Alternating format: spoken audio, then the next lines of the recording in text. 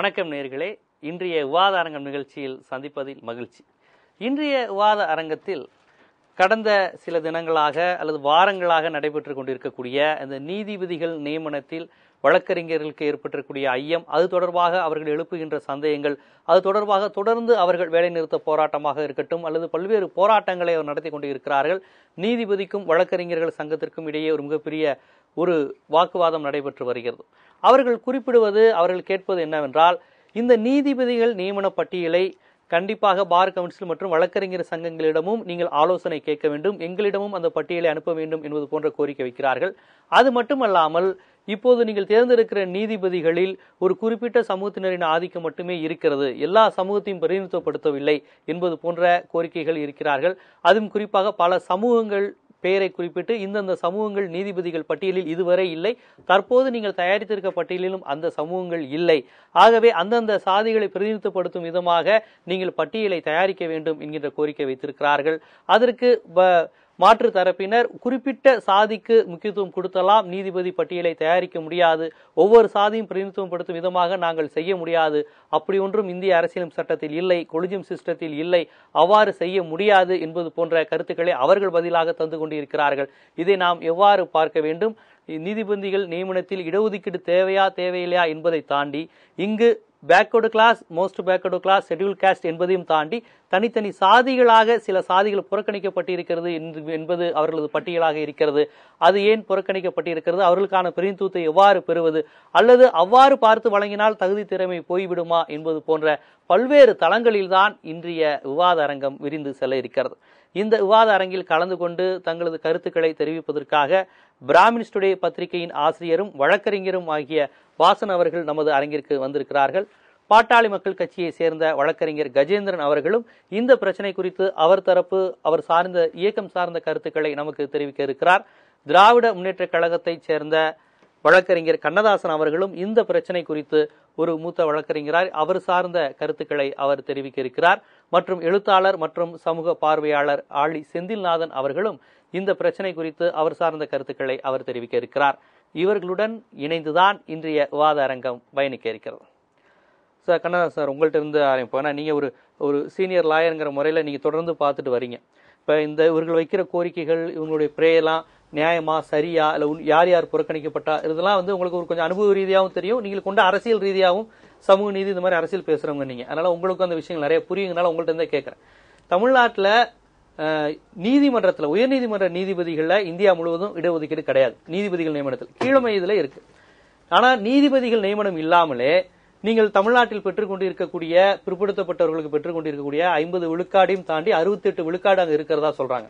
68 விழுக்காடு பிற்படுத்தப்பட்டவர்கள் இருக்கிறாங்க, 18 விழுக்காடு தாழ்த்தப்பட்டவர்கள், 1 விழுக்காடு பழங்குடியினர் மற்றும் மலைசாதி மக்களுக்கு கிடைத்து விட்டது.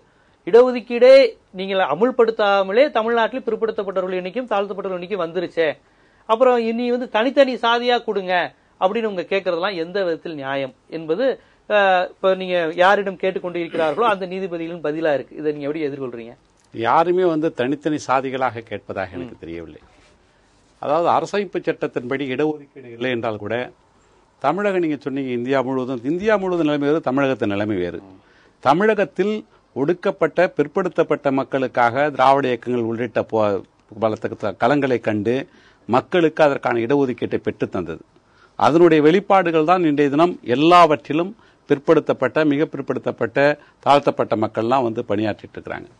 ஆனால் நீதித்துறை என்பது ஒரு காலகட்டத்தில் பார்த்தீங்கன்னா ஒரு குறிப்பிட்ட சாதியினர் மட்டும் நீதிபதிகளாக இருப்பாங்க, மற்ற சாதியினத்தில் இந்த பங்கா இழுக்கிறவங்களாகவும் அந்த நீதிமன்றத்தில் கடைநிலை ஊழியர்களாகவும் இருந்துகின்ற ஒரு சூழ்நிலை இருந்தது. புள்ளிவர் 1931 ஆண்டு, 1951 ஆண்டு, அதுபோல் 1971 ஆண்டு 61 ஆண்டு புள்ளிவர்கள் பார்த்தீங்கன்னா 3% இருக்கக்கூடிய ஒரு குறிப்பிட்ட சாதியினர், நான் வெளிப்படையாக சொல்றேன், பிராமணர்கள் கிட்டத்தட்ட 97% இடஒதுக்கீடு அந்த பணிகளில் இருந்தார்கள். ஆனால் 97% மற்ற சாதியினர் 3% தான் அந்த அரசு பணிகளில் இருந்ததாக ஒட்டுமொத்தமாக இப்படி இருந்த ஒரு சூழலை எதிர்த்து களம் கண்ட பிறகுதான் இந்த இடஒதுக்கீடு என்பது வந்தது. அரசமைப்பு சட்டத்தில் உட்பிரிவு 15(4) 16(4) அந்த இடஒதுக்கீடு அரசமைப்பு சட்ட திருத்தம் வந்து கொடுக்குது. அதன் பிறகு ஆனால் அப்பொழுது யாரும் நீதித்துறையில் அவ்வளவு செலுத்தல. ஒரு குறிப்பிட்டவருடைய கட்டுப்பாட்டில் நீதித்துறை இருந்த பொழுது இதனும் வரவினா அதுக்கு தான் இந்த சபார்டினேட் ஜுடிஸ் என்று சொல்லக்கூடிய கீழே நீதிமன்றால இடஒதுக்கீடு கொண்டு வந்து அதை செயல்படுத்தினாங்க. அது தமிழ்நாட்டில் மட்டும் இருக்கா, இந்தியா முழுக்க இருக்காது? தமிழ்நாட்டில் மட்டும் முழுமையா இருக்கு, மற்ற மாநிலங்கள்ல அது இல்ல. பிசி இது கிடையாது. அது இருக்காங்க, அதாவது 20%, 15% அந்த அளவுல தான் இருக்குது. இங்க போல 69% இல்ல. இங்க தமிழகத்தில் 69% என்பது பல்வேறு போராட்டங்களின் விளைவாக ஏற்பட்டது. எடுத்துக்காட்டா ஒன்று சொல்ல வேண்டும் என்றால், இங்கு வகுப்பாரி பிரதிநிதித்துவம் என்று வந்த பிறகு அந்த இஸ்லாமியர்களுக்கு என்று கேட்டார்கள், அப்புறம் இந்துக்கள் என்று கேட்டார்கள். அதை மீறி இந்துக்களிலேயே மிக ஒடுக்கப்பட்டவர்கள், பிற்படுத்தப்பட்ட நிலை மாற்ற வேண்டும் என்பதற்காக அந்த இடஒதுக்கீடு சட்டம் கொண்டு வந்தாங்க. அந்த இடஒதுக்கீட்டு சட்டமே கீழ் கொண்டு வந்தாங்க. ஆனால் மேல்நிலை நிலைமை மாறவே இல்லை, அப்படிதான் இருந்தது. ஆனால் இன்று தினம் வழக்கறிஞருடைய போராட்டம் என்ன என்று கேட்டால், முறையான ரெப்ரசன்டேஷன் இல்ல. சில குறிப்பிட்ட சமூகத்தினர் அவர்கள் தொடர்ந்து புறக்கணிக்கப்பட்டு வருகிறார்கள்.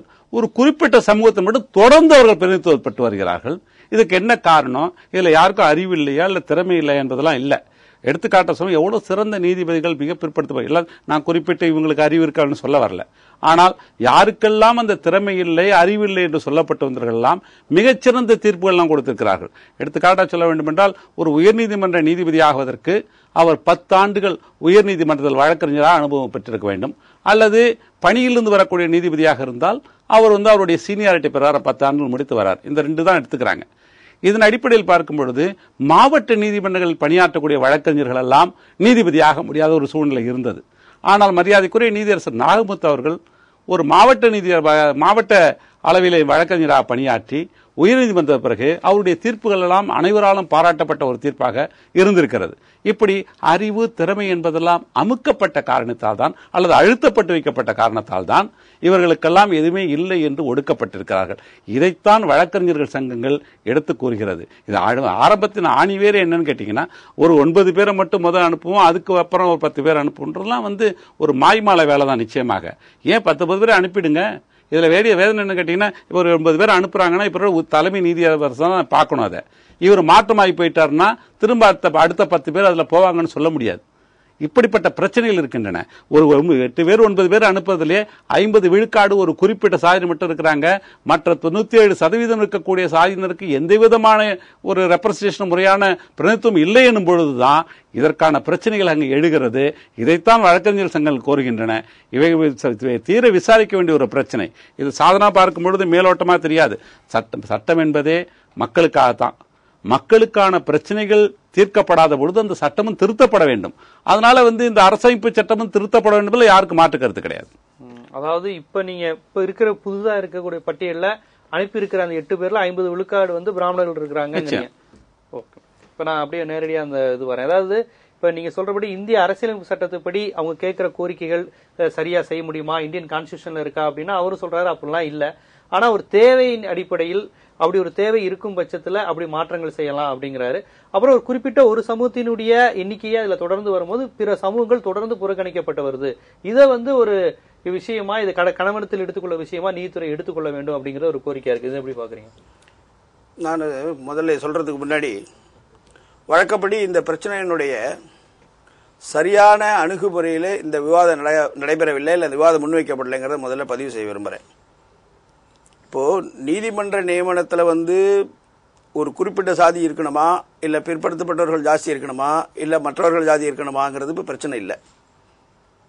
அதனுடைய தேவையும் அதனுடைய அவசியமும் ஏற்படும் பொழுது தகுந்த முறையில் அதனுடைய மாற்று தீர்வுகள் இப்போ இவங்களே சொன்னாங்க, தமிழ்நாட்டோட சூழ்நிலை வேற, தமிழ்நாட்டு சூழ்நிலை 69 பேர்ல டிஸ்ட்ரிக்ட் லெவலில் பண்ணிட்டோம் அப்படின்னு சொன்னாங்க. அது ஒரு கிளை விவாதம் அல்லது இதற்கு தொடர்பில்லாத விவாதம். இப்போ விவாதம் என்னன்னு கேட்டீங்கன்னா, இப்போ 2 விஷயம் இல்லை. அவர் என்ன சொன்னாருன்னு கேட்டீங்கன்னா, 3% உள்ளவர்கள் 97% இருக்காங்க, 97% 3 இருக்கிறாங்க. நான் அடிக்கடி விவாதங்களை சொல்லும் பொழுது, நீங்க எந்த அடிப்படையில் இது 3% வர்சஸ் 97 பிரிக்கிறீங்க? பிராமணர்களை நீங்க ஜாதின்னு எடுத்துட்டு ஒன்று பிரிச்சிங்கன்னா அப்புறம் எல்லாம் தனித்தனி ஜாதியா தான் பார்க்கணும்.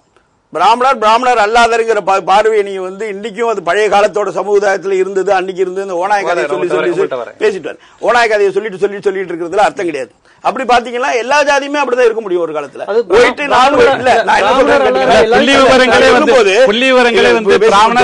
பேசி முடிச்சிடுறேன்.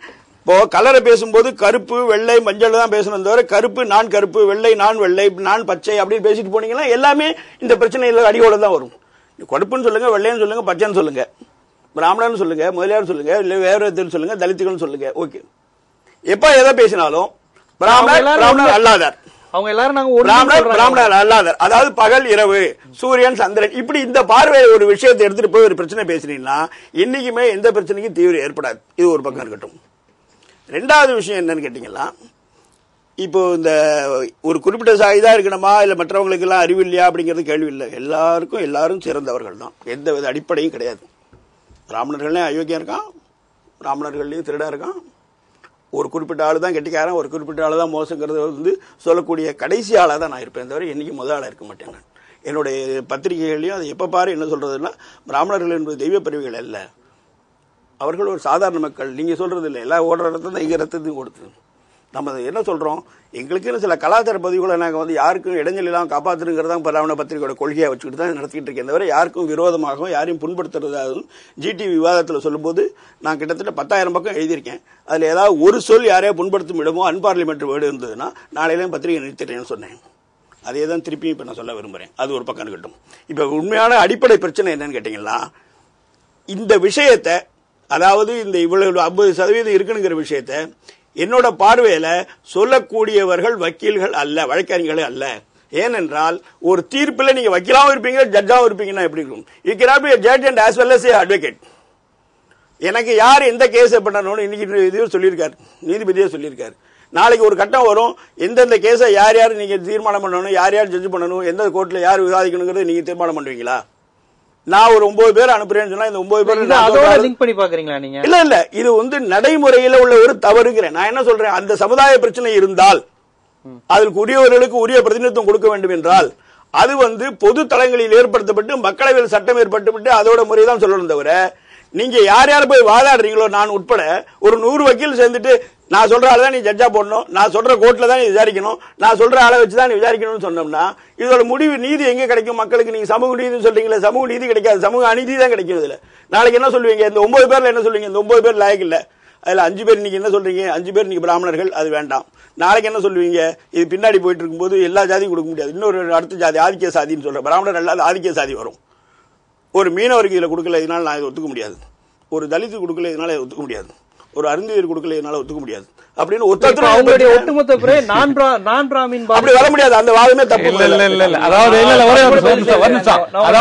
அதாவது அந்த புள்ளிவிவர கணக்குகள் புள்ளிவிவர கணக்குகள்லாம் நான் சொன்ன 1931, 41, 61 வரை பிராமணர் அல்லாத புள்ளிவிவர கணக்குகள் தான். யாரும் சாதிகள் அடிப்படையில் கிடையாது. அதன் அடிப்படை தான் அது ஆதாரங்கள் இருக்குது, எடுத்து பார்த்தா வரலாற்று பதிவுகள் இருக்குது.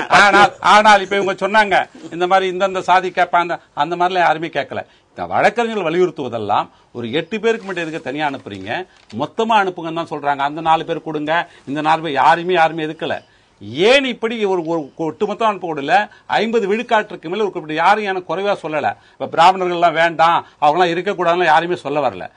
ஏன் அவர்களுக்கு மட்டும் இப்படி ஒரு கரிசனம், மற்றவர்களுக்கு அந்த கரிசனம் இல்லை என்பதான் கேள்வி. மரியாதைக்குரிய நீதியரசர் ராமசுப்ரமணியத்தை எங்களுக்கு எந்த விதமான தவறான கண்ணோட்டம் கிடையாது. ஆனால் எந்த ஒரு நீதிபதி மீதும் ஒரு சிறிய குற்றச்சாட்டு உரிமையானால் ரெக்யூஷன் சொல்லுவாங்க, அந்த வழக்கில் தம்மை விடுவித்துக் கொள்வார்.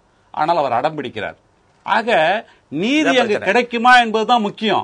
அப்போ என்ன நிச்சயமாக அவர் ஒரு பிரிஜுடிஸ் ஆயிட்டாரு, அவர்கள் எப்படி எண்ணம் வரும். அவர் அந்த மாதிரி இல்லை என்றால் கூட அவரை பற்றி அந்த எண்ணம் வழக்காடிகளுக்கு வரக்கூடாது என்பதுதான் ஒரு நீதிமன்றத்தினுடைய வரலாறு, அதனுடைய தனிப்புத்தன்மை.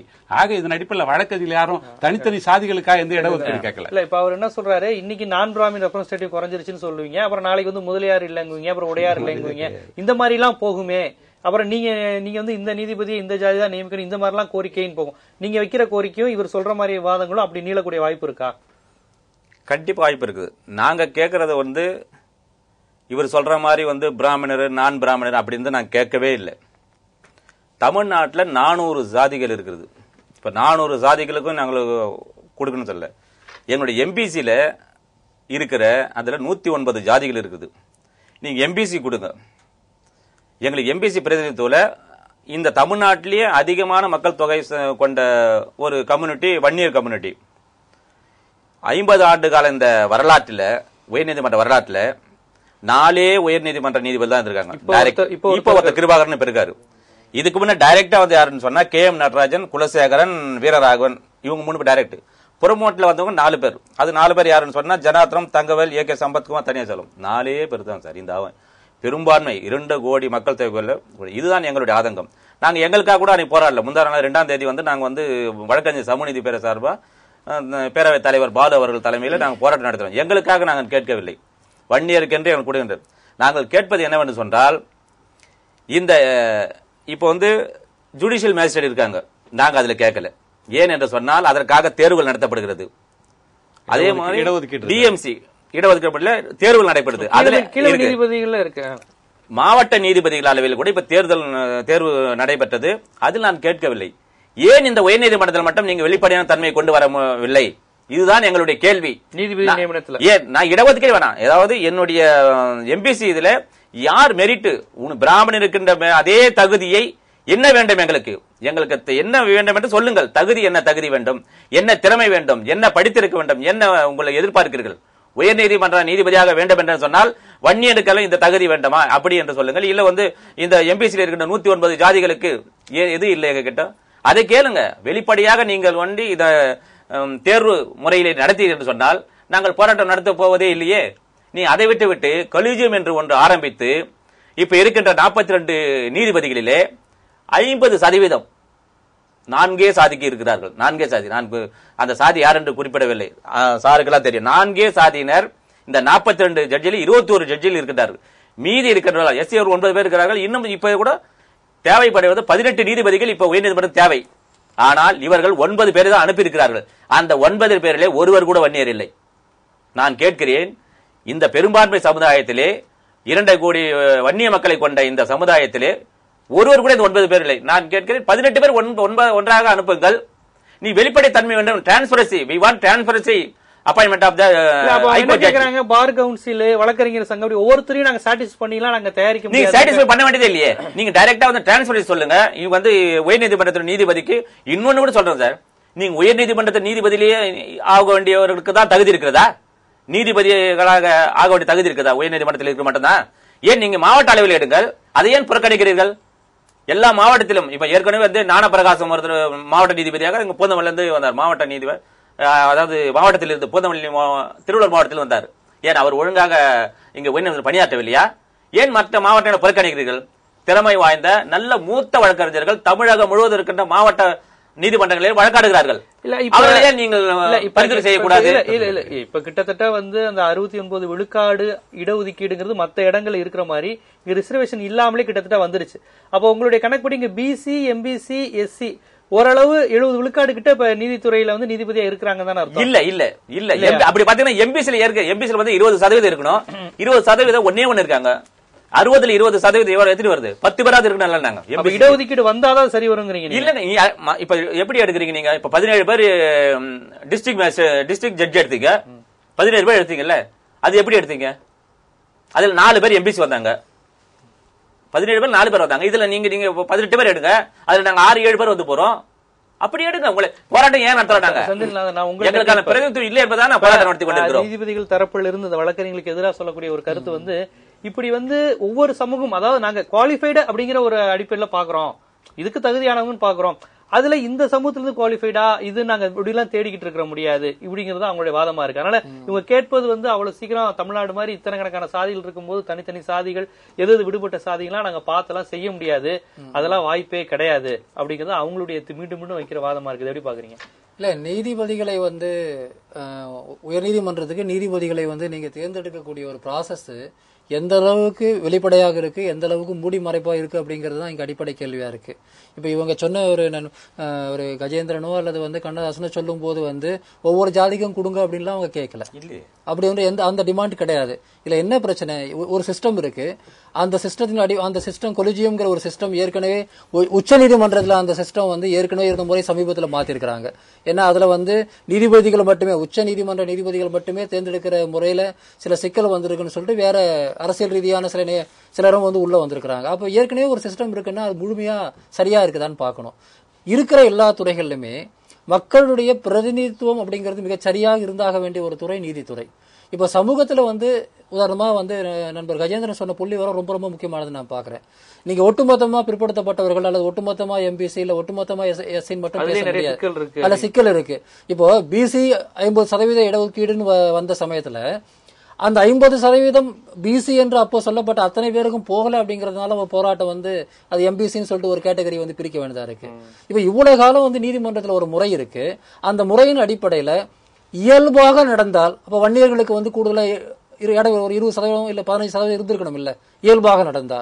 எல்லா தரப்பிலும் வந்து இடஒதுக்கீடு இல்லாமலே சரியா நடந்தா இடஒதுக்கீடு இல்லாம சரியா நடந்தாவே. ஏன்னா உயர் நீதிமன்றத்தினுடைய ஒரு நீதிபதி பொறுப்புல வரவர் +2 எக்ஸாம் எழுதிட்டு நேரம் அங்க போறவர் கிடையாது. அவர் பலவிதமான படிநிலைகள் தாண்டி தான் வராரு. அந்த அறிவோ ஆற்றலோ இல்லாம அங்க வர முடியாது. தகுதி திறமை என்ற பேச்சுக்கு அங்க இடம் கிடையாது. ஏன்னா அது இல்லாம அந்த இடத்துக்கு அவர் வர போறது இல்ல. அதாவது வந்து ஒரு கலுஜியத்துல வந்து 10 பேர்ல யாரை எடுக்கலாம் அப்படின்னு பேசக்கூடிய இடத்துல ஒருத்தர் இருக்கிறாருன்னா அந்த ஸ்டெப்லாம் தாண்டி தான் அவர் வந்திருக்கிறார். அவர் வந்து எடுத்த உடனே நேரடியாக வந்து உச்ச நீதிமன்றத்தில் வந்து நிக்கல. ஆக அந்த மாதிரியான ஒரு சூழல் இருக்கும் போது 20% எம்பிசின்னு சொன்னா குறைஞ்சபட்சம் 10-15% இடம் பெற்றிருக்கணும் இல்ல. அப்படி இல்லாத சூழல்ல அப்போ அந்த சிஸ்டத்திலே அடிப்படையில் கோளாறு இருக்குன்னு தான் அர்த்தம். ஆக வழக்கறிஞர்களும் சரி அல்லது அரசியல் ரீதியாக வந்து போராடுபவர்களும் சரி, ஏன் வந்து இந்த அதாவது வந்து நீதிபதிகள் நியமிக்கக்கூடிய இந்த முறைங்கிறது சமூகத்தில் இருக்கக்கூடிய ஒரு சமூக நீதி கணக்கை பிரதிபலிக்கவில்லை அப்படிங்கிற ஒரு கேள்வி வந்து கேட்டாகணும்.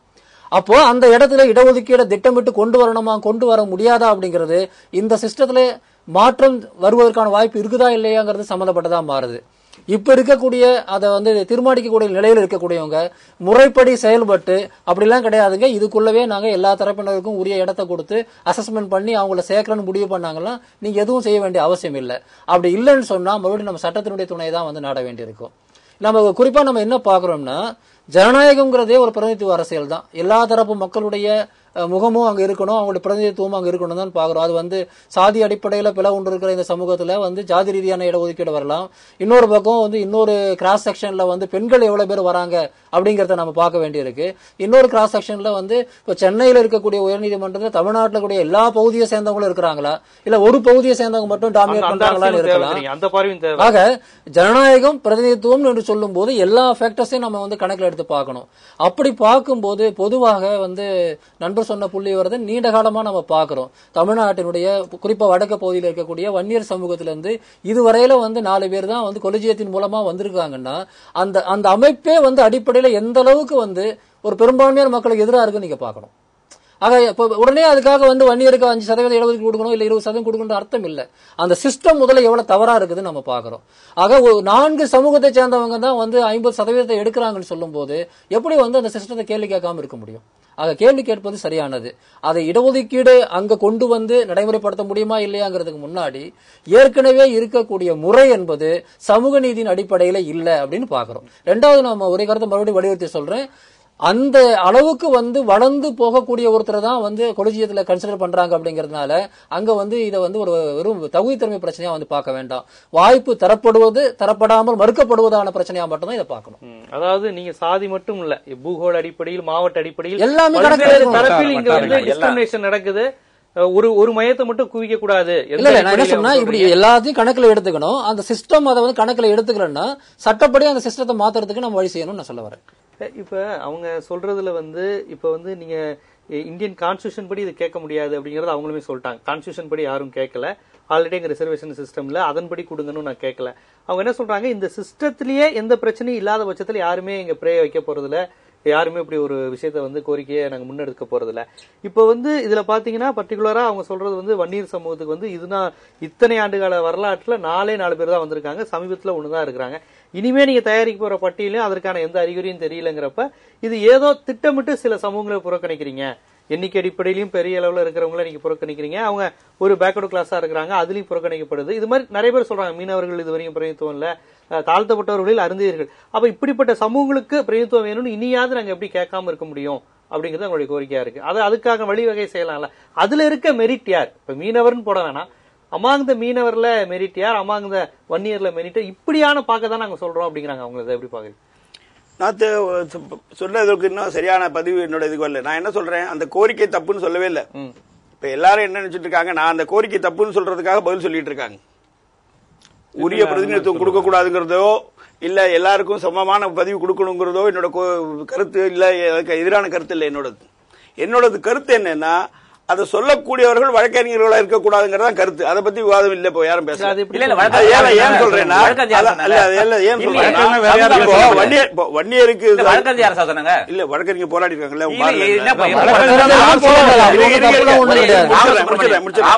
நீதிபதி கிட்ட இந்த வந்து வழக்கு இருக்கக்கூடாது, இத மாத்தங்கன்னு ஸ்பெசிபிக்கா சொல்றாங்க. அது ரிஜெக்ட் ஆயிடுச்சு. இருங்க நானே தான் விசாரிப்பேன் அடமட்டா சொல்றேன். அந்த வார்த்தையை நான் அப்ஜெக்ட் பண்றேன். எப்படி சொல்றீங்க? ஏன் சொல்றீங்க? அவரே நீங்க ரெப்ரசன்ட் பண்ணதை டிஸ்மிஸ் பண்ணிட்டாங்க இல்ல சுப்ரீம் கோர்ட்ல, நீ விசாரிக்கலாம்னு. அப்ப அடமெண்ட்ங்கிற வார்த்தைக்கு அர்த்தம் இல்ல. when you are allowed something, how you can be adamant? So you know சில பிரச்சனைகள் லீகல் டேர்ம்ல போகண்டாம். ஏன்னா adamant is something. Yes, adamant is what something. It's a correct fact. No, I tell you the difference. Please. Adamant is one thing. When you are prohibited, when you are asked to do not to do that, you are doing, that is adamancy. Yes, you are not to do. Please. As per our plea, you are not to do. No, why you are not your plea? So you are not the person to plea. Please. And when Ramasubramanian rescueங்கிறது என்னன்னு கேட்டீங்கன்னா, அவரே எனக்கு வேண்டாம்னு சொல்லிக்கிறது. It cannot be forced by that. Say I am involved in this, I don't want ங்கிறத ரெக்யூஸ் பண்ணிக்கிறது. ஒண்ணு. ரெண்டாவது, நீங்க ரெப்ரசன்ட் பண்ண உடனே it was rejected by higher things. No, you can அவருக்கு அந்த கேஸ் கொடுத்திருக்காங்க விசாரிக்க சொல்லி. அப்புறம் கருத்து சொல்லணும். சுப்ரீம் கோர்ட்ல வந்து அதுக்கான ரெண்டாவது நான் என்ன சொல்றேன், வன்னியருக்கு வந்து சரியான பிரதிநிதித்துவம் இல்லைங்கிறத ஐயா மருத்துவர் ராமதாஸ் போராடினா நான் ஏற்றுக்கொள்கிறேன். ஆனால் ஒரு வன்னிய வழக்கறிஞர்கள் வந்து சொல்றது சரி. இப்ப ஏன்னா இப்ப இதே அவங்க என்ன சொல்றான்னு கேட்டீங்களா, நீங்க சரியா இருந்தா கூட ஒரு நீதிபதி உங்க மேல ஒரு கலங்க ஒரு உணர்வு வந்தா நீங்க பண்ணக்கூடாது, விலகணும்னு சொல்றீங்க. அப்போ வழக்கறிஞர்கள் என்னன்னு கேட்டீங்கன்னா, இந்த ஜாதி அல்ல, அப்படி இல்ல, ஜாதி சமூக உணர்வுகளால் தாண்டி சட்டத்தையும் சமூகத்தையும் நீதியையும் புறக்கணித்து காப்பாற்ற வேண்டியவர்கள். அவர்கள் வந்து இந்த பிரச்சனையில வந்து இந்த ஜாதி அடிப்படையில் ஈடுபடும் போது பொதுமக்களோட என்ன வருதுன்னு கேட்டீங்கன்னா, என்னைக்கு அவங்கவுங்க ஜாதி படி தான் அவங்கவுங்க பண்ண போறாங்க. இது வந்து சரியான கேஸ் எடுத்து உங்க ஆதரற மாதிரி இவங்க வந்து இது வந்து சரியான சாதி உணர்வு இல்ல எதுவா இருக்கலாம். ஆனால் அது ரெப்ரசன்ட் பண்ண வேண்டியது பொது தளங்களை விவாதங்கள் கொண்டு வந்தவர பாருக்கு அசோசியேஷனோ மெட்ராஸ் ஹைகோர்ட் அசோசியேஷனோ அவங்க வந்து இதுல வந்து ஈடுபடக்கூடாது. நாங்க 2ஆம் தேதி ஒரு ஆர்ப்பாட்டம் நடத்தினோம். அதுல கலந்து கொண்டது யாரா தெரியுமா?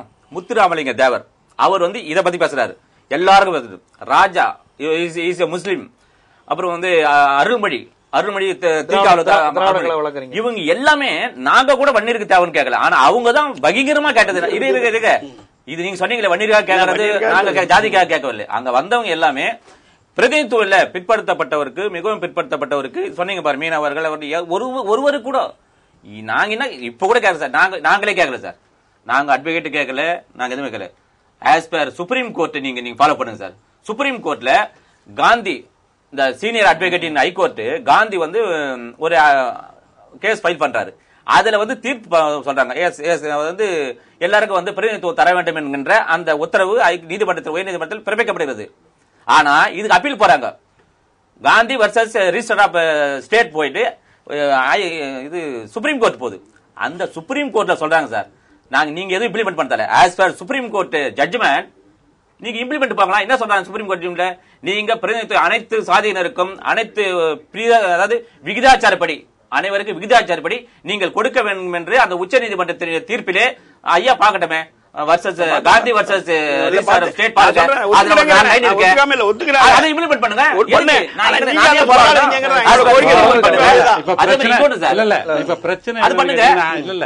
மரியாதைக்குரிய அவர் சொன்னாங்க இந்த மாதிரி வழக்கறிஞர்களே போறேன்னு. வழக்கறிஞர் தவிர வேற யாரு கேட்க முடியும் சமுதாயத்துல? இல்ல நீங்க சாதி அடிப்படையில் தவறு. அதாவது உயர்நீதிமன்றத்துக்கு உச்ச நீதிமன்றத்திற்கு நீதிபதி தகுதி யார் பண்ண முடியும்? வழக்கறிஞர்கள் தான். வழக்கறிஞர்கள் பிரச்சனை வழக்கறிஞர் தான் கேட்க முடியும். இப்ப உதாரணத்துக்கு 10 ஆண்டுகள் நிறைவு பெற்றவர் உயர்நீதிமன்றத்தில் அல்லது அனைத்து உயர்நீதிமன்றம் கூடுதலாக மொத்தமாக 10 ஆண்டுகள் ஒருவர் பிராக்டிஸ் செய்கிறார்னா அவர் வந்து உயர்நீதிமன்ற தகுதி பெறுகிறார். அதே சமயத்தில் உச்சநீதிமன்ற நீதிபதியாவிற்கும் அதே தான். உயர்நீதிமன்றத்தில் தான் 10 ஆண்டுகள் அல்லது வழக்கறிஞர்கள் தான் போராடக்கூடிய முதன்மை உண்டு. ஆமா, அடுத்த 5 ஆண்டுகள் வந்து அவர் உயர்நீதிமன்ற நீதிபதியாக போலதான் உச்சநீதிமன்றம் பண்ண முடியும். இப்ப கூட லலித் போன்றவர்கள் நேரடியாக அவங்க வந்து உச்சநீதிமன்றத்துக்கு நீதியரசர்களாக நியமிக்கப்பட்டார்கள். ஆக இவர்களுக்கு பிரச்சனை யாருக்கு? வழக்கறிஞர்களுக்கு தான். இங்க வந்து யாருக்கும் குறிப்பிட்டவர்களுக்கு கொடுக்காதீங்கன்னு யாருமே சொல்லல, குறிப்பிட்டவர்களுக்கு மட்டுமே கொடுக்காதீங்கன்னு நாங்க சொல்லிட்டு இருக்கிறோம். வேற ஒண்ணும் கிடையாது. அனைவருக்குமே பெருந்தணும், எல்லாருக்கும் இருக்கிறாங்க மரியாதை. அவங்களும் அதுல மாறுபட்ட கருத்து இருக்காதுன்னு நினைக்கிறேன். ஏன்னா அவங்க சொல்லிட்டாங்க, தெளிவா சொல்லிட்டாங்க. ஆக அவங்களை எதிர்த்து யாருமே பேசல. நீங்க வந்து அந்த கருத்துக்கள் மாறுபட்டு பேசலன்றதுனால இவங்க வந்து பிராமணன் தான் கொடுக்கணும், மத்தவாளை கொடுக்க கூடாதுன்னு அவங்க சொல்லல. ஆனா நாங்க என்ன சொல்றோம், ஆரம்ப காலம் முதல் இந்தியா சுதந்திரம் அடைந்த காலம் முதல் ஒரு குறிப்பிட்ட சமுதாயமே இங்கு வந்து டாமினண்டாக இருக்கின்றதுன்னு சொன்னால் மற்றவர்களெல்லாம் இல்லையா என்ற ஒரு கேள்வி. இரண்டாவதாக பார் கவுன்சில் ஏன் கேட்கணும், வழக்கறிஞர் சங்கம் கேட்கணும்னு சொல்றாங்க. வழக்கறிஞரோட உரிமைகளை பாதுகாப்பது அவங்க தான். நீங்க பார் கவுன்சில்ல வந்து பதிவு பண்ணாதான் வழக்கறிஞரை பதிவு பண்ண முடியும். அதே மாதிரி ஒவ்வொரு நீதிமன்றத்திலும் வழக்கறிஞர் சங்கங்கள் இருக்கின்றன, ஒரு ஒட்டுமொத்தமான கட்டுக்கோப்பாக இருக்கின்றன. அவர்களுக்கு பிரச்சனை, அவர்களுக்கு பாதிப்பு என்று வரும்பொழுது அவர்கள் தான் கேட்க முடியும், வேற யாரும் கேட்க முடியாது. இரண்டாவதாக வழக்கறிஞர்கள் பிராக்டிஸ் செய்வர்கள் மட்டும்தான் நீதிபதியாக வரும் என்ற பொழுது இங்க வெளிப்படையான ஒரு தன்மையில் இது ஒரு அடிப்படையான பிரச்சனை. அவங்க சொன்னது போல என்ன பிரச்சனை, யாரெல்லாம் வந்து ஒரு மாஜிஸ்ட்ரேட் ஆகிறதுக்கோ அல்லது மாவட்ட நீதிபதியாக இருக்க தேர்வு வைக்கிறாங்க, நேர்காணல் நடத்துறாங்க. ஆனா இங்க நாங்க லிஸ்ட் வரும்போது பார்த்தா யாவங்கெல்லாம் எந்த கோர்ட்ல பிராக்டிஸ் பண்ணாங்கன்னு தெரியாத அளவுக்கு இருக்கிறது ஒரு பெரிய மிகப்பெரிய வேதனையாக இருக்கின்றது. தகுதியான ஒரு பலர் பேர் வர, அது நான் சொல்ல போல, நான் தகுதிக்கு நான் போகவே இல்லை. ஆனால் இவர்களெல்லாம் எந்த நீதிமன்றத்தில் இவர்கள் பணியாற்றுவது தெரியாத ஒரு சூழ்நிலை தான் இருக்கிறது. வேண்டியவர்கள், தெரிந்தவர்கள், சொந்தக்காரர்கள் என்ற அளவுல தான் அங்க போய்கொண்டிருக்கிறதே தவிர அரசியல் தலையீடு இருக்கு. அரசியல் அது இருந்தது. அதாவது 1983ஆம் ஆண்டு 1993ஆம் ஆண்டு ஜட்ஜஸ் கேசஸ் இருக்குது. அந்த வழக்கின் பொழுது எமர்ஜென்சி காலத்துல பார்த்த நெருக்கடி காலத்துல இந்திரா காந்தி சீனியாரிட்டி எல்லாம் புறந்தள்ளி அவருக்கு வேண்டியவரை வந்து அவங்க தலைமை நீதிபதியா நியமிச்சாங்க. அதையெல்லாம் தடுத்து அதுக்கப்புறம் கொலேஜிய முறை 1993 வருது. இன்றைய தினம் அது இருக்குது. இப்பொழுது அதுல ஒரு மாற்றம் கொண்டு வந்திருக்கிறாங்க. அரசமைப்பு சட்டத்தில் உயர்நீதிமன்றங்கள் உச்சநீதிமன்றம் குறித்து திருத்த சட்டம் கொண்டு வர வேண்டும் என்றால் ஸ்பெஷல் ரிசால்யூஷன்ஸோட சிறப்பு தீர்மானம் கொண்டு வர வேண்டும். அந்த தீர்மானத்தை நாடாளுமன்றத்தில் நிறைவேற்றி பாதிக்கு மேற்பட்ட மாநிலங்கள் அதை ஏற்றுக்கொள்ள வேண்டும், ரேட்டிஃபை பண்ணணும்னு இருக்குது. அதன் அடிப்படையில் இப்ப கொண்டாந்துருக்கிறாங்க. இப்படி இவர்களுக்கு அரசமைப்பு சட்டத்தை நீதிபதி நியமனத்தில் திருத்த வேண்டும் என்று வருகின்ற பொழுது இந்த சமூக அக்கறை இல்ல. ஏன் ஒரு குறிப்பிட்ட சமூகமே அதுல வந்து இருக்கிறார்கள், மற்ற அனைத்து சமூகத்தினருக்கு அதுல வாய்ப்பு அளிக்க திறமையானவர்கள் தான். இதுல குறிப்பிட்ட சாதியை நான் சொல்லவே இல்லை, இந்த சாதியை வைக்க நான் சொல்லல. திறமையுள்ளவர்களுக்கு ஏன் அந்த வாய்ப்பு அளிக்க கூடாது, அந்த அடிப்படையில் அரசமைப்பு சட்டத்தை திருத்தக்கூடாது என்பதுதான் எங்களுடைய வினா. ஆக வழக்கறிஞர்கள் சங்கங்களும் பார் கவுன்சிலும் இதுல அடிப்படையான பங்கு வகிக்க வேண்டும். அவங்களுக்கு தான் தெரியும் யார் வந்து திறமையா வாதாடிட்டு இருக்கிறாங்க, யார் வந்து நீதிமன்றத்தில் வாதாடுறாங்கன்னு. அங்க வந்து பார் கவுன்சில பதிவு பண்ணவர்கள் அத்தனை பேர் வழக்கறிஞர்கள் கிடையாது. நீதிமன்றத்துக்கு வந்து வழக்காடுறவங்க தான் வழக்கறிஞர்கள். நிறைய பேர் வந்து ஸ்டிக்கர் ஒட்டிக்குவாங்க, லா காலேஜில் சேர்ந்த உடனே அட்வொகேட்னு ஸ்டிக்கர் ஒட்டிட்டு சமூக விரோத செயலில் ஈடுபடுறவங்க நிறைய பேர் இருக்கிறாங்க. ஆக அப்படிப்பட்டவர்களை நாங்க சொல்லல. உண்மையிலேயே தினம் நீதிமன்றத்துக்கு வந்து அந்த வழக்கறிஞர் தொழில் தவிர வேறு தொழிலே தெரியாத எத்தனை பேர் இருக்கிறாங்க, எத்தனை பேர் அதுக்காக அங்கே இறக்கவர்கள் கூட இருக்கிறார்கள். அப்படி அந்த முழு நேரமும் தங்களுடைய வாழ்க்கையை அர்ப்பணித்திருக்கிற அந்த வழக்கறிஞர் சமுதாயத்துக்கு ஒரு அங்கீகாரம் அளிக்க வேண்டும். இதுல வந்து நாம சொன்னாங்க அரசமைப்பு சட்டத்தின்படி நிச்சயமாக இங்க வந்து பிரிவு விகிதாச்சாரம் கிடையாது, ரேஷன் அதாவது அந்த பெர்சன்டேஜ் கிடையாது, அது ஏத்துக்கிறோம். ஆனால் அதையும் எவ்வளவோ திருத்த சட்டங்கள் இந்த நீதிபதி நியமனத்தில் திருச்சட்டம் கொண்டது அரசு, மத்திய அரசு ஏன் இந்த சமூக அக்கறையோடு அனைத்து மக்களும் நீதிபதி ஆகலாம், அனைத்து மக்களும் அர்ச்சகர் ஆகலான்றதை இன்னும் நிறைவேற்ற முடியல நம்மளால. அனைத்து மக்களும் நீதிபதி, அனைத்து வழக்கறிஞர்களும் சமூகம் சார்ந்து இல்லாமல் நீதிபதியாகலாம் என்ற சூழலை ஏன் கொண்டு வர முடியாது என்பதுதான் வினாவாக இருக்கிறது. அதனுடைய வெளிப்பாடுதான் இத்தகைய போராட்டங்கள். சந்திரன் சார், நான் வைக்கிறது வந்து இப்ப வாசன் சார் இன்னொரு விஷயம் வச்சார். நீங்க சொல்றதெல்லாம் நியாயம் தான், எல்லாருக்கும் பிரதிநிதித்துவங்கிறத நான் ஏற்றுக்கொள்கிறேன். அதை வழக்கறிஞர்கள் அதை செய்ய வேணாம், அரசியல் அமைப்புகள் செய்யட்டும், பாமக வழக்கறிஞர்கள் செய்ய வேணாம், பாமக தலைவர் செய்யட்டும், அந்த அடிப்படையில் சொன்னாரு. ஆனா இன்னைக்கு அரசியல் கட்சியில அந்த கோரிக்கை வச்சிருக்காங்க. இன்னைக்கு விடுதலை சிறுத்தைகள், SDPI, மனிதநேய மக்கள் கட்சி, தமிழக வாழ்வுரிமை கட்சி போன்ற பல்வேறு கட்சிகள்லாம் சேர்ந்து ஒரு செய்தியாளர் சந்திப்பு வச்சு இதை ஒரு அரசே கவனத்தில் எடுக்கணும்னு இருக்காங்க. இத வந்து இந்த மாதிரி நேரடியா போறதுனால, வழக்கறிஞர் புறப்பணிக்கிறதுனால பொதுவான லிட்டிகேஷன், வழக்காளிகளுடைய நிறைய பேருடைய பாதிப்பு வரக்கூடிய விஷயமும் இருக்கு. மக்கள் வந்து இவங்கெல்லாம் அவங்கவுங்க சமூகத்துக்கு கேட்கும்போது எப்படி நியாயத்தை தருவாங்கிற ஒரு அச்சம் இருக்கு அப்படிங்கிற மாதிரியான அச்சத்தை அவர் வெளிப்படுத்துறாரு. அது மட்டும் இல்லாம இதை ஏன் அரசியலமைப்பு சட்டத்துல மாற்றம் கொண்டு இல்லை அப்படிங்கிற ஒரு காரணம் வரும்போது அந்த மாற்றத்தையும் அந்த திருத்தத்தையும் கொண்டு வருவதற்கான வேலைகளை இவங்க ஈடுபடலாமே, ஏன் தனிப்பட்ட நீதிபதியோட அவங்க போராடுறாங்க அப்படிங்கிற ஒரு கேள்வி வருது. எப்படி பாக்குறீங்க? இல்ல அதான் நான் பேசுன மாதிரி இது வந்து ஒரு டெக்னிக்கலா பார்க்க முடியாது. இப்போ நம்ம வந்து மருத்துவத்துறையில இடஒதுக்கீடு இருந்து எல்லா டாக்டர்களை வந்து இடஒதுக்கீடு அடிப்படையில் எடுத்துடுறோம். எடுத்து முடிச்சிட்ட பிறகு எந்த நோயாளியாவது போய் இவர் என்ன ஜாதிக்காரன்னு பார்த்தா அங்க வந்து மருத்துவம் பாக்குறாரு. உள்ள போற வரலும் தான். போன பிறகு வந்து எல்லா டாக்டரும் அவங்கவுங்க ஸ்பெஷலைசேஷன் அடிப்படையில் தான் உட்காந்துட்டு இருக்காங்க. நீங்க போகும்போது வந்து இந்த டாக்டர் இந்த ஜாதிக்காரு இவர்கிட்ட தான் நான் மருத்துவம் பார்க்க போறேன்லாம் போறது கிடையாது. அதாவது இங்க என்ன தவறு நடக்குதுன்னா, இந்த இடஒதுக்கீடு முறையே ஆரம்பத்துல இருந்து தவறாவே பார்த்து பார்த்து பழகிட்டதுனால எந்த சமயத்துல அதை பத்தி பேச வந்தாலும் அதுக்கு ஒரு எதிர்மறையான ஒரு மனநிலை வந்து உருவாயிடுதுன்னு நான் நினைக்கிறேன். அப்புறம் நண்பர்கள் சரியா சொன்னது போல வந்து இது வழக்கறிஞர்களுக்காக கூட சொல்லவே முடியாது. ஏன்னா அவங்க தான் நேரடியாக சம்பந்தப்பட்டவங்க. ஒரு ஜனநாயக நாட்டில் ஒரு பிரச்சனை தொடர்பாக அவங்க பேசுறதுக்கு உரிமை இருக்கு. ரெண்டாவது, இப்படி ஒரு வேலை இருந்தா அவர்கள் பேசுவதால் அதுல ஒரு நலன் முரண்பாடு, ஒரு கான்ஃபிளிக்ட் ஆஃப் இன்ட்ரெஸ்ட் இருக்கும், மற்றவங்க பேசினா வந்து நியாயமா இருக்கும் அப்படின்ற மாதிரி நம்ம பார்த்துக்கிட்டோம்னா, அப்படி ஒரு வேலை வந்து வழக்கறிஞர்களை பேசாம பாட்டாளி மக்கள் கட்சியோ விடுதலை சிறுத்தைகளோ பேசினா கூட என்ன சொல்லுவோம், இவங்க 2 பேரும் ஜாதி கட்சி அதனால தான் பேசுறாங்க, பொது கட்சிகள் பேசுறேன்னு இன்னொரு குற்றச்சாட்டு வைப்போம். இல்ல அரசியல் கட்சிகள்லாம் பேசினா என்ன சொல்லுவோம், அரசியல் கட்சிகள்லாம் இப்படிதான் பேசுவாங்க, ஓட்டுக்காக பேசுவாங்க. நோக்கங்கிறது வந்து அது என்னன்னா, அந்த பிரச்சனையை புரிஞ்சுக்கிறதுக்கு பதிலா ஏதாவது ஒரு காரணம் சொல்லி வந்து அந்த பிரச்சனையுடைய முக்கியத்துவத்தை, அதாவது நம்ம தெளிவா நம்ம பாக்குறோம், ஒரு தவறு நடந்திருக்கிறது, ஒரு தவறு நடந்திருப்பதற்கான காரணங்கள் தெளிவா இருக்குது. சட்ட மொழியில சொல்ல போனா வந்து பிரைமா ஃபேஸ் எவிடன்ஸ் மாதிரி இருக்கு. லிஸ்ட் எடுத்து பார்த்தா இவ்வளவு பேருக்கு வந்து வந்திருக்கு, இவ்வளவு பேருக்கு வரலன்னு. அதை எப்படி சரி பண்றது அப்படிங்கிறதுக்கு வந்து நாம வந்து யோசிக்கணும். அதுக்கு சிஸ்டத்துல மாற்றம் செய்ய வேண்டும் என்றால், கொலிஜியம் சிஸ்டத்துல மாற்றம் செய்ய வேண்டும் என்றால், அல்லது உயர்நீதிமன்ற நீதிபதிகளை நியமிப்பதிலே இடஒதுக்கீடு தான் ஒரே வழி, வேற எந்த விதத்திலையும் இவங்க ஒத்து வர மாட்டாங்கன்னா அதுக்கு போய் ஆகணும். நீங்க அரசியல் சாசனங்கிறது ஒரு லிவிங் டாக்குமெண்ட்ங்க. அது வந்து ஒரு என்ன சொல்றது, புனித நூல் கிடையாது. அது வந்து ஒரு நாட்டை வழிநடத்தக்கூடிய ஒரு நாட்டினுடைய யாப்பு, ஒரு நாட்டினுடைய கான்ஸ்டிடியூஷன் அப்படிங்கிறது வந்து தொடர்ச்சியாக மாறுதலுக்கு உள்ளாகும். இல்லனா 98 அமெண்ட்மெண்ட் இதுவரை நடந்திருக்காது. 121 அமெண்ட்மெண்ட் இதுவரை வந்திருக்காது. ஆக வந்து அமெண்ட்மெண்ட்ஸ் மட்டும் இல்லாம பலவிதமான இன்டர்பிரேஷன்ஸ் வருது. ஒரு விஷயத்தை வந்து எப்படி நாம வந்து பார்க்கணுங்கிறதுக்கு வந்து ஒவ்வொரு நீதிபதியும் ஒவ்வொரு காலகட்டத்தில் ஒவ்வொரு சூழல்ல வெவ்வேறு விதமான இன்டர்பிரேஷன் கொடுத்திருக்காங்க. அதுதான் கான்ஸ்டிடியூஷன் அல்லது சட்டத்தோட சிறப்பு. அது வந்து ஒரு ட்ரையான ஒரு சப்ஜெக்ட் கிடையாது. ஆக ஒரு இடத்துல வந்து நாம் எதிர்பார்க்கக்கூடிய ஒரு நிலைமை தவறி போகுமானால் அது சரி செய்யறதுக்கு முதல்ல இன்டர்பிரேஷனை பார்க்கணும். அப்படி இல்லைன்னா வந்து சட்டத்தில் திருத்தம் செய்யணும். அதுக்கான உரிமை, பேசுவதற்கான உரிமை வந்து அரசியல் கட்சிகளுக்கு உண்டு, மீடியாவுக்கு உண்டு, வழக்கறிஞர்களுக்கு உண்டு, பத்திரிகையாளர்களுக்கு உண்டு, எல்லாருக்குமே தான் உண்டு. ஆக இதுல பிரச்சனை எதுன்னு எடுத்து அந்த சிக்கலை தீர்க்கிறதுக்கு பதிலா வெறும் வந்து நம்ம டெக்னிக்கலான வாதங்களை வச்சு இப்படி செய்யறதா அப்படி செய்யறதான்னு பேசுறதுல வந்து பெரிய அர்த்தம் இருக்கிறதா எனக்கு படல. இன்னொரு விஷயத்தை நாம வந்து பார்க்கணும். அதாவது இடஒதுக்கீடுங்கிறது ஒரு 100 வருஷமா தான், அதிகபட்சம் நம்ம ஒரு 70-80 வருஷமா தான் ஏதோ பல்வேறு விதங்கள்ல இருக்கு. ஆனா இந்த சமூகம் வந்து பல ஆயிரம் வருஷமா வந்து ஜாதிய சமூகமா இருக்கு.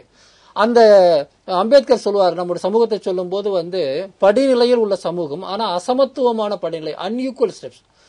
ஒரு லேடர் சிஸ்டம், ஒரு ஏணி மாதிரி இருக்கு. ஆனா வந்து அடுத்தடுத்த படிகளுக்கு இடையில தூரம் வந்து மாறிக்கிட்டே இருக்கும். ஆக நீங்க வந்து ஒரு இடஒதுக்கீடு வந்த உடனே முதல்ல வந்து பிற்படுத்தப்பட்ட ஒரு இடஒதுக்கீடு அதுல கொஞ்சம் பேர் தான் பலனடைய முடியும். ஒரு தலைமுறை தள்ளி தான் இன்னும் கொஞ்சம் பேர் வந்து போகும். அப்படிதான் வந்து இந்த சிஸ்டமே வந்து இருக்கும். இப்போ வந்து இன்னைக்கு வன்னியர் சமூகத்துல பெரும்பாலும் வந்து பாத்தீங்கன்னா வந்து விவசாய பின்னணியில இருக்கக்கூடியவங்க, அதுல வந்து கொஞ்சம் பேர் படிச்சுட்டு மேல போய் ஒரு முழுமையாக ஒரு முதலியாருக்கோ அல்லது வந்து நாயுடுக்கோ போட்டி போடுறதுக்கு 50 வருஷம் கூட ஆகலாம். ஆக இந்த சிஸ்டம் வந்து ஒரு சில ஜாதிக்கு இப்போ வந்து தேவையா கூட இல்லாம இருக்கலாம். ஆனா இன்னும் சில சமூகங்களுக்கு வந்து இப்பதான் உள்ள நுழைறாங்க அப்படின்னும் போது அவங்களுக்கு கூடுதல் தேவை இருக்கும். ஆக இது எம்பிசிங்கிற கான்செப்டை விட இன்னும் கொஞ்சம் மைக்ரோவா பார்க்கணும். அதாவது என்னன்னா, எத்தனை தலைமுறை வந்து இந்த சிஸ்டத்துக்குள்ள வந்து முன்னாடி வந்திருக்கிறாங்க, இப்பதான் வராங்கன்னா ஒரு முன்னுரிமை கொடுத்து அவங்களை உள்ள கொண்டு வர வைக்கணும். அது வந்து நான் எப்படி சட்டத்துல வந்து இப்ப நம்ம நீதிபதிகள், நீதித்துறை வந்து ஒரு குற்றம் நடக்கும் போது புகார் வரலனா கூட தானாகவே முன்னாடி சென்று ஒரு பிரச்சனையை வந்து கையெடுத்து பேசுறதுக்கு வந்து சோமோட்ட முறை இருக்கிறதோ, அது போல ஒரு சமூக நீதி முறை ஒன்று வச்சுக்கலாமே. தொடர்ந்து ஏன் இந்த நீதித்துறை உட்காந்து வந்து இவ்வளவு நாள் வந்து எவ்வளவு பேர் நியமனம் பண்ணிருக்கிறோம், இவங்க எந்த சமூக பின்னணியில இருந்து வந்திருக்காங்க, சமூகத்தை முழுமையா அது பிரதிநிதித்துவப்படுத்துதா, இல்லன்னா நாம என்ன செய்யணும்னு சொல்லி யோசிக்கலாம். இந்திய அரசியலமைப்பு சட்டப்படி இவங்க கேட்பதில் வந்து இடமில்லை அப்படிங்கிற வாதம் வரும்போது அதுக்கான மாற்றத்தில் அவர்கள் ஈடுபடும் பட்சத்தில் அதை நீங்க ஏற்றுக்குவீங்களா? இல்ல நான் அதாவது திருப்பியும் சொல்றேன். நான் வந்து இப்போ இவங்க வந்து இதுல தீவிரமாக ஈடுபடும் போது சில அவங்களுக்கு சில தவறான கருத்து வருதுன்னு தான் சொன்னேன் தவிர, இப்போ ஊடகத்தில் பேசும்போது நீங்க மதிப்புக்குரிய நீதிபதி சொன்னார், இது திடீர்னு பேசிட்டு இருக்கிறதுக்குள்ளே நீங்க போய் ஒரு விவாதத்தில் போய் பேசிட்டீங்க தலைவர், நானும் விவாதத்துக்கு ரெடி, நானும் ஒரு விவாதத்துக்கு ஜட்ஜு என்ன கூப்பிடுறேன், நானும் வரவா நான் அங்கே வந்து இந்த விஷயங்கள்லாம் சொன்னோம்னா உங்களுக்கு இது வருத்தமாயிடும், உங்கள் அசோசியேஷனுக்குள்ளே வருத்தமாயிடும், பெரிய பிரச்சனைகள்லாம் வரும். எப்படி கீழ்மட்டத்தில் வந்து நடக்குது. அதுக்கு முன்னாடி ஒரு கொஞ்ச நாளைக்கு முன்னாடி தான் நம்ம எக்மோர் கோர்ட் விஷயங்கள் நம்ம சொல்ல வேண்டியதில்லை, வருந்தத்தக்க விஷயங்கள் இல்லை, ஒரு பர்சனலாக இல்லை, அது என்னவோ. ஆனால் ஒன்று சொல்லுகிறேன், நீங்கள் அதை தவற எடுத்துக்கூடாது தயவு செஞ்சு. நான் எல்எல்பி பண்ணேன், இங்கே பிஎல் பண்ணல, பாம்பேல தான் பண்ணேன்.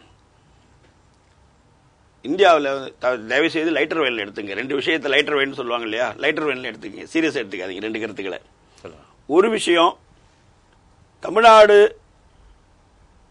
சட்டத்துறை மெட்ராஸ் ஹைகோர்ட்டு தெருவழக்கில் படித்து மேதையான அறிஞர்கள் உருவான இடம், பெரிய பெருமைக்குடைய மெட்ராஸ் ஹைகோர்ட்டு. இன்னைக்கு கொஞ்ச நாளைக்கு முன்னாடி அந்த தத்து சொன்னார், நடுவில் போயிட்டு இருக்கும்போது அவரை உன் மாநிலத்துக்கு திரும்பி போகணும்னு சொல்லிட்டு கவுல இங்கே ஜட்ஜு வந்து பேசினாங்க. இந்திய சட்டத்துறையிலே எந்த நீதிபதி தலைமை நீதிபதி பார்த்து உன் மாநிலத்துக்கு திரும்பி போகணும்னு சொல்லலை. காஷ்மீர் பிரிவினவாதிகள் கூட இந்திய நீதிபதிகளை வெளியே போகணும்னு சொல்லலை. ஆனா அந்த பெருமை தமிழ்நாட்டு வக்கீல்கள் வழக்கறிஞர்கள் செய்தார்கள். என்ன காரணத்தினால? அது என்ன காரணங்கள் எதனாலையோ, ஆனால் அந்த ஒரு விரும்பத்தகாத நிகழ்வு நடந்தது. அது எதுனால நியாயமா அநியாயமா அதுக்குள்ள போக வேண்டாம்.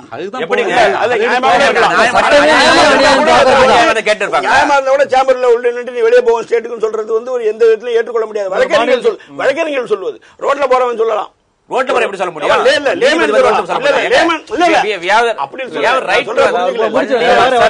வழக்கறிஞர்கள் நடந்து கொள்வாங்க. சுதந்திர போராட்ட காலத்தில் கலத்திக்க விட்டா வழக்கறிஞர்கள் போராட ஜெயிலுக்கு போய் சத்தியாகிரம் பண்ண இல்லையா? நாகரிகம் சொல்லிடுவாங்க.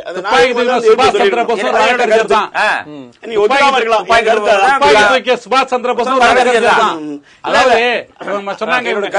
சொன்னாங்க இந்த மாதிரி வந்து உள்ள போனாங்க வெளியே போக சொன்னாங்கன்னு. ஒரு நீதியரசர்களுடைய நீதிபதியாக இருந்தாலும் இவங்க என்ன சொல்றாங்கன்னா, கீழ்நிலை நீதிபதிகளுக்கு யார் வந்து மனு கொடுத்தாலும் வாங்கணும், வாங்கி அதை திரும்ப வந்து பதில் கொடுக்கணும். அதுக்காக தான் நீதிபதிகள், மக்களுக்காக தான் நீதிபதிகள். இவங்க ஒரு வழக்கறிஞருடைய சங்க தலைவர் வழக்கறிஞரை சந்திக்கிறார் என்றால் அவரை பார்க்க மாட்டேன்னு சொல்றார். மார்க்கண்டேய கட்சின்னு ஒரு நீதியரசர் இங்க இருந்தார். அவர் வந்து யாரெல்லாம் பிராமணர்கள் கூப்பிட்டு ஒரு கூட்டத்தை போட்டார். நீங்க எந்த ஒரு பிராமணன், நான் எந்த ஒரு, நான் காஷ்மீர் பிராமணன் போட்டார். அப்படிப்பட்ட ஒரு நீதிமன்றம் இங்க இருந்தது. அந்த நீதிமன்றத்தில் இப்ப இருக்கக்கூடிய மரியாதைக்குரிய நீதியரசர் அவர்கள், தலைமை நீதியரசர் அவர்கள் சந்திக்க வரக்கூடிய வழக்கறிஞர்களை என்ன ஒன்று பார்க்க கூட மறுக்கிறார் என்றால் அவர் யாருக்காக இருக்கிறார்? அதுக்காக வந்து இங்க இருக்கக்கூடிய தமிழ்நாடு வந்து மற்ற மாதிரி இருக்கக்கூடிய அவசியம் கிடையாது. தமிழர்கள் வந்து இங்க இருக்கக்கூடிய உரிமைக்காக போராடுபவர்கள். அந்த அடிப்படையில் தான் அவங்களுடைய உணர்வுகளை வெளிப்படுத்தி இருக்கிறார்கள். அந்த உணர்வுகளை வெளிப்படுத்தினா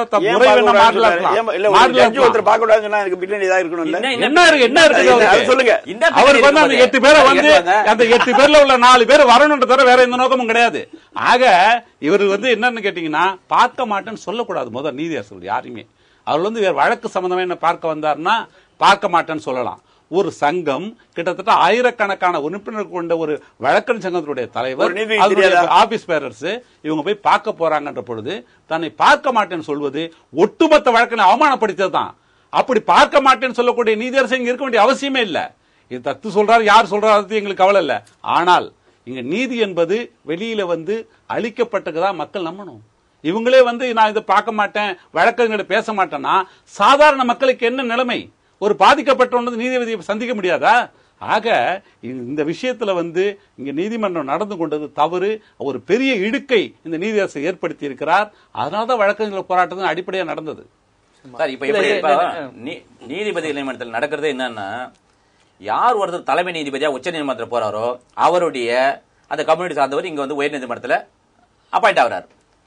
அது இப்ப ஏற்கனவே சதாசிவம் இருந்தாரு, இப்போ அப்பாயின்மெண்ட் அந்த லிஸ்ட்ல வந்து 4 பேர் போனாங்க. அதுக்கு முன்னே இருந்தாரு. அது இது வந்து ஆகுது. இன்னொன்னு சொன்னா, நாங்க சாதி அரசியல் கண்டிப்பாக இவருக்கு நல்லா தெரியும், சொல்லுங்க. யார் யாரெல்லாம் தலைமை நீதிபதியாக உச்ச நீதிமன்றத்தில் இருந்தார்களோ அவரவர்களுடைய சாதியை சார்ந்தவர்கள் இங்கு உயர் நீதிமன்றத்தில் அதிக பேர் அப்பாயிண்ட் ஆனார்கள். அது நான் உதாரணங்களை சொல்ல முடியும், எல்லாருமே தெரியும், இங்க வந்து எல்லாருமே தெரியும். இன்னொன்னு சொல்றேன், ஒரே நிமிஷம். அதாவது லாபின்னு ஒண்ணு வச்சுக்கிறாங்க. இங்க நடக்கிறது தான் சார் மெரிட்டோ. நாங்க கேட்கறது டிரான்ஸ்பரன்சி. நீ எதனா வை, எனக்கு வந்து எனக்கு நான் பிராமன், நீங்க நான் வன்னியர், காம்படிட் வை, நீ எனக்கும் நான் வந்து ஃபெயில் ஆகிறேன்னா என்ன ரிஜெக்ட் பண்ணு. I don't father about that, நான் கேட்க மாட்டேன். பட் எனக்கு இது வந்து அப்படி கிடையாது. லாபி, அதாவது யாருக்கெல்லாம் நீதிபதிகள் எல்லாம் யார் யார் சேவை செய்கிறார்களோ அண்ணன் முதல்ல ஏற்கனவே சொன்ன மாதிரி சார் 2 பேரும் சொன்ன மாதிரி உண்மையிலேயே 2 பேர் இருக்காங்க, பிராக்டிசிங் அட்வொகேட், நான் பிராக்டிசிங் அட்வொகேட். பிராக்டிசிங் அட்வொகேட் இப்ப எங்களுக்கு தெரியும், நாங்க கோர்ட்டுக்கு போறோம், ட்ரையல் நடத்துறோம், அதெல்லாம் வந்து எல்லாருமே எங்களுக்கு தெரியும், நடைமுறை பேச முடியும். ஆனா நான் பிராக்டிசிங் அட்வொகேட் கோர்ட்டுக்கே வர மாட்டாங்க, ஏதோ ஒரு சும்மா இருந்துட்டு போவாங்க, செய்வாங்க, ஜட்ஜுக்கு கூட போவாங்க, மூத்த வழக்கறிஞர்கிட்ட போவாங்க, இப்படி போயிட்டே இருந்துட்டு பார்த்தேன்னா அவர் பேர் லிஸ்ட்ல போவோம். இப்ப போன 9 பேர் லிஸ்ட்ல கூட யார் யாரெல்லாம் இருக்குதுன்னு சொன்னா யாருமே இங்க பிராக்டிசிங் அட்வொகேட்டோ இல்லை, நான் சொல்ற பெரும்பான்மை சமிதியான வன்னியர் சமிதி ஒருத்தரும் இல்ல. சரி, 2 ஒருத்தர் இருக்காரு, இதுல ஒருத்தர் இல்ல. சோ இந்த லாபி என்பது என்னவென்று சொன்னால், இந்த தலைமை நீதிபதியாக இருக்கின்றவர்களையும் மற்ற நீதிபதிகளையும் காக்கா பிடித்து அவர்களுக்கு விளையாடும் போது பந்து பொறிக்கு போறது, கூட இருக்கிறது, அவங்க போகும்போது வாக்கிங் போகும்போது சிரிக்காதீங்க சார், உண்மை இல்ல இல்ல இது வந்து நம்ம இப்ப எப்படி புத்தம்போது ஒரு வழக்கறிஞர் வந்து நீதிபதி பேசலாமா, ஒரு இத பத்தி பேசலாமா, ஒரு நீதித்துறை பத்தி பேசலாமா, அவர் வைக்கிற நீதித்துறை பத்தி இல்ல அவர் வைக்கிற குற்றச்சாட்டு சட்டப்படி யாரோ எதிர்கொள்ளட்டும், நீங்க ஏன் வந்து வேணாம்ங்கறீங்க?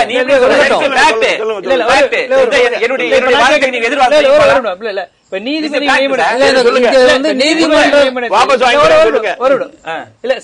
நீதிபதிகள் நியமனத்தில் வந்து சாதி அப்படிங்கறதெல்லாம் விட்டுட்டு இப்ப அவர் என்ன கேக்குறாரு, நம்ம இந்தியாங்கிற அமைப்புல பொதுவா நம்ம அதிகாரிகளை வந்து எக்ஸாம் மூலமா தேர்ந்தெடுக்கிறோம், அதிகாரிகளை எக்ஸாம் மூலமா தேர்ந்தெடுக்கிறோம், இல்லன்னா எலெக்ஷன் மூலமா தேர்ந்தெடுக்கிறோம். இப்ப எக்ஸாம்ங்கிற முறையும் எலெக்ஷன்ங்கிற முறை, இந்த 2 முறையும் இல்லாமல் எந்த அமைப்பும் இல்லாம ஒரு தனியா ஒரு செலக்ஷன் கமிட்டி வைக்கும் போதுதான் எங்களுக்கு வந்து சந்தேகம் வருது, பிராங்க் இல்ல, வெளிப்படைத்தன்மை இல்லைங்கிற பிரச்சனை வருது. ஏன் ஒரு தேர்வு முறை வச்சு அந்த அடிப்படையில அதிக மதிப்பெண் பெறவங்களை வச்சு எடுக்கலாம்ல?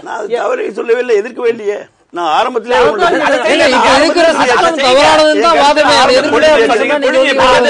முறையில மாற்றம் வரணும், அடிப்படையோ நான் ஒரு நாள் ஒரு நிமிஷம் கூட எதிர்க்கல.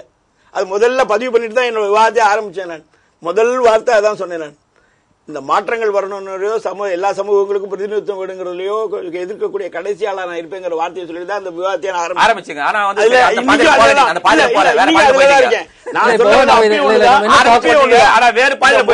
அப்பயும் இதே ஒரே முறைதான்.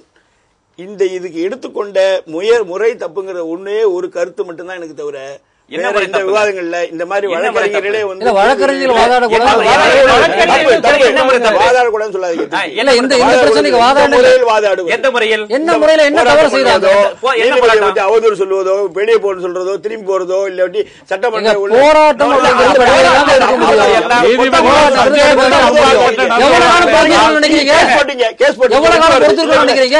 போராட்டங்கிறது கடுமையா தான் இருக்கும். ரிட்டு போட்டீங்க, ரைட்டு, போராட்டங்கிறது கடுமையா தான் இருக்கும். சட்டமுறை இல்ல, கடுமை கிடையாது. இது சட்டமுறை.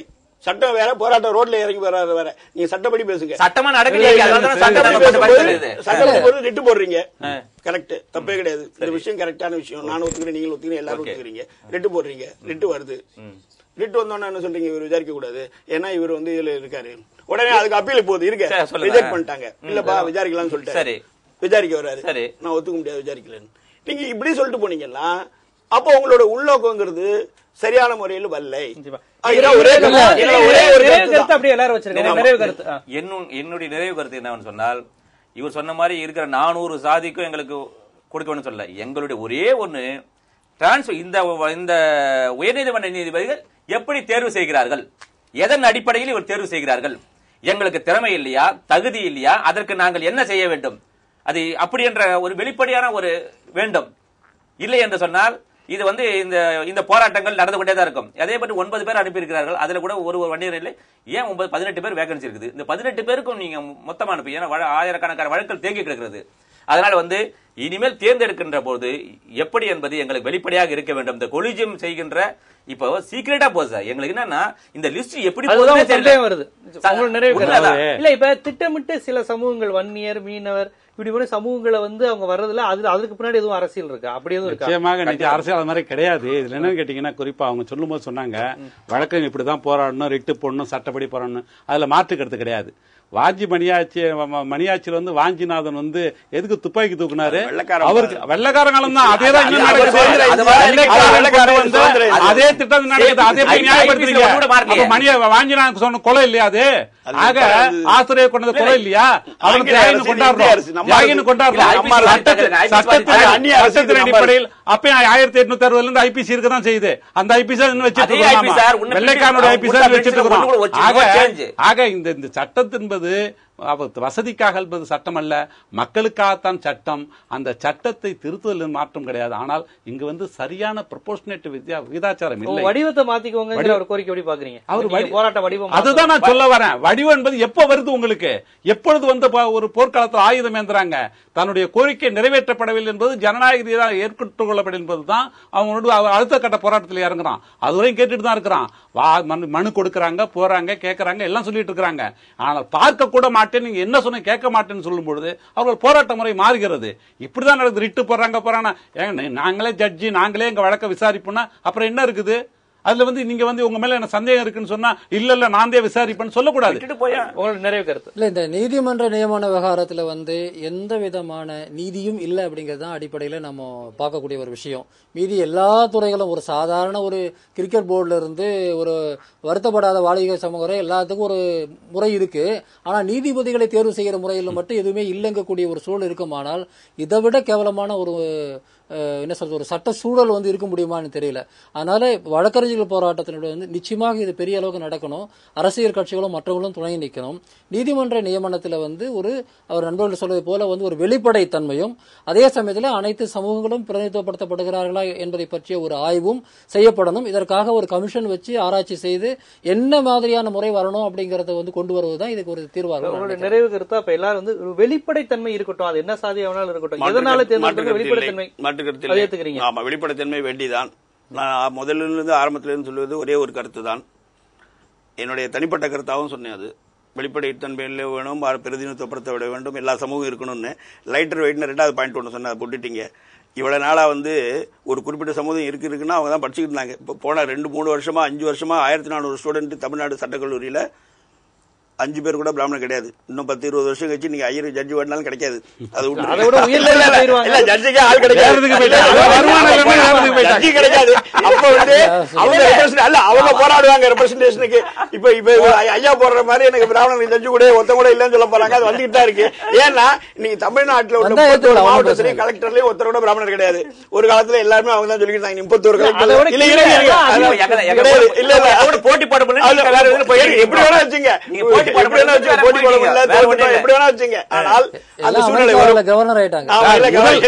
முதல்வர் வேற ஆளான மக்கள் முதல்வர்